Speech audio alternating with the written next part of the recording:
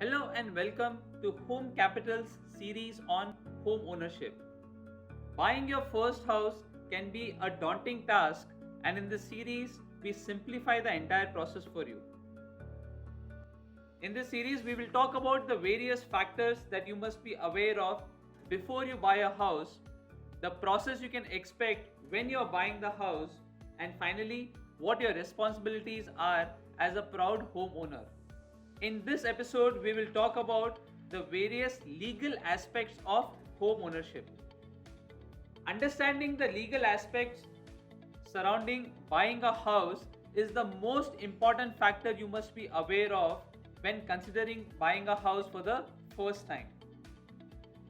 In this episode, we will talk about the difference between a co-owner and a co-applicant, the legal due diligence process to be followed and the documentation that you can expect.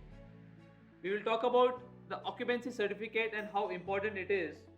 We will talk about the difference between the sale deed and a sale agreement, and finally what you must be aware of on delivery of the project by the developer to you as a homeowner.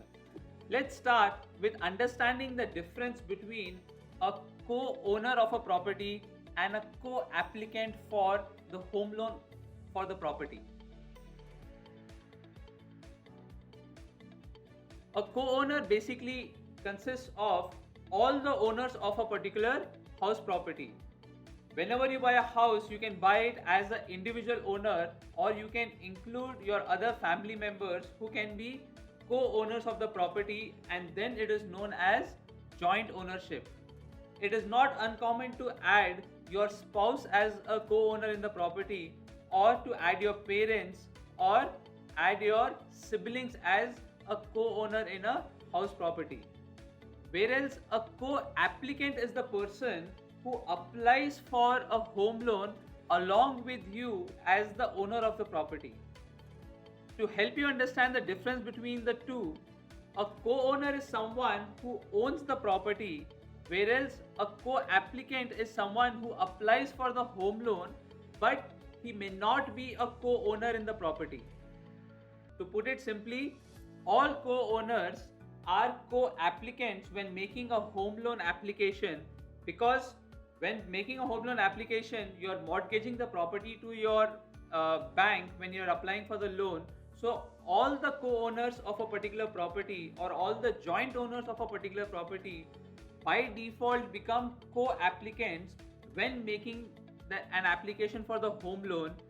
At times, the co-owners may not be able to fulfill the eligibility requirements of a bank, because of which you may need to add another person as a co-applicant to the loan in addition to the existing co-owners, resulting in a person applying for a home loan with you who may not be the co-owner.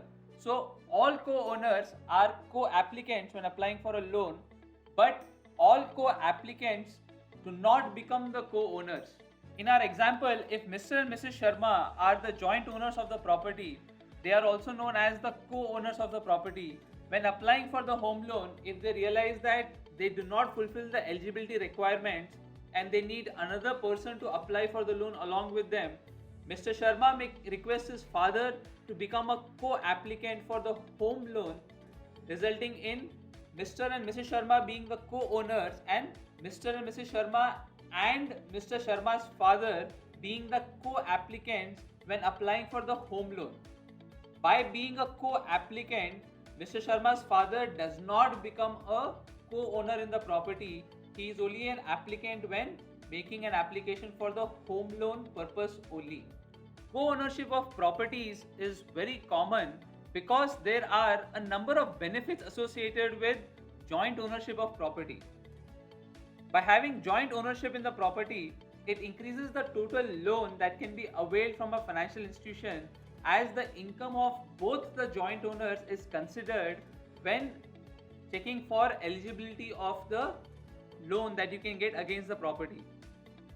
Some states like Gurgaon, they have a lower stamp duty if one of the joint owners of the property is a woman, while some other states say that the first joint owner should be a woman to be eligible to claim a lower stamp duty when registering their house property.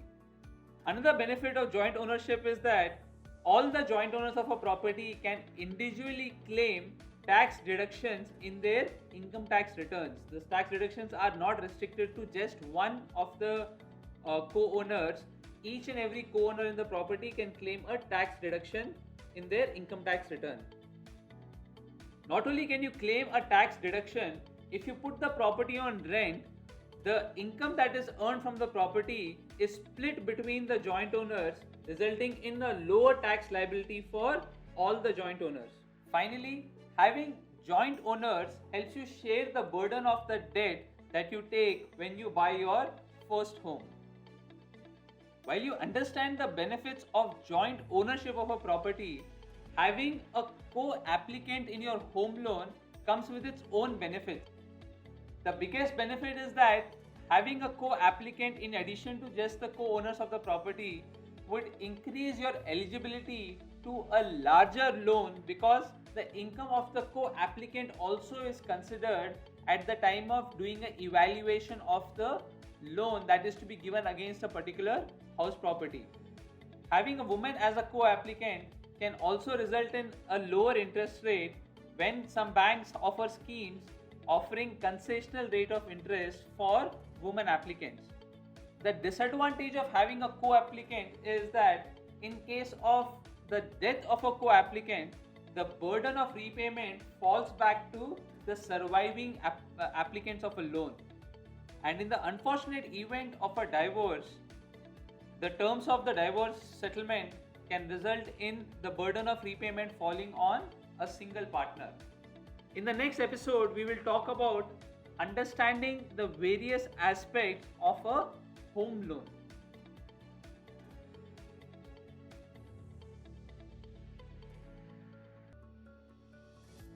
The Home Capital community assists and guides you successfully through your journey of home ownership.